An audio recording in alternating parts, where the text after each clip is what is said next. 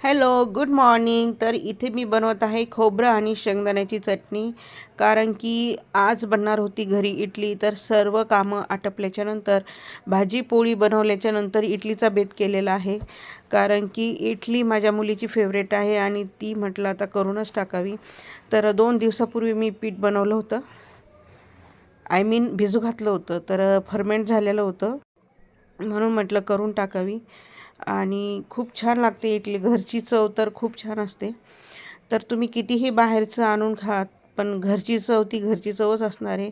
जे कोणी घरचं जेवतात आणि बाहेरचं जेवतात, तर त्यांना कळालं असेल की घरची काय चव असते आणि बाहेरची काय चव असते.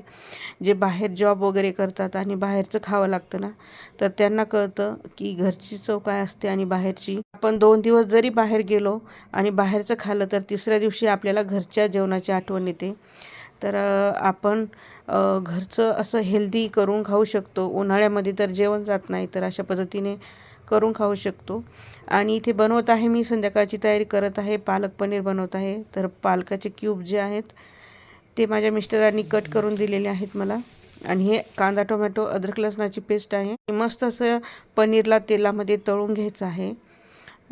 आणि एका कढाईमध्ये किंवा त्याच कढाईमध्ये तेल, जिरा टाकायचा आहे आणि कांदा टोमॅटो अद्रक लसणाची जी पेस्ट आहे ना, ती टाकायची आहे आणि छान परतून घ्यायचं आहे तेल सुटेपर्यंत.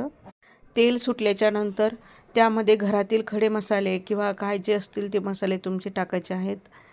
तर खूप छान अशी टेस्टी भाजी लागते ही.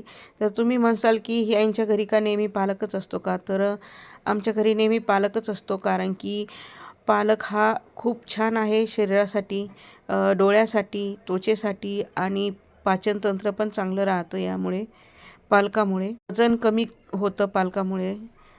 पालकाचं सूप वगैरे तुम्ही पिऊ शकता उन्हाळ्यामध्ये. तर पालक हा खूप बेनिफिट आहे.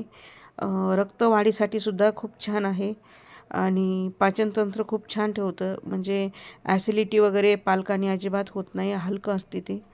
तर तुम्ही बनवा घरी आणि सबस्क्राईब करा माझ्या चॅनलला. Bye bye.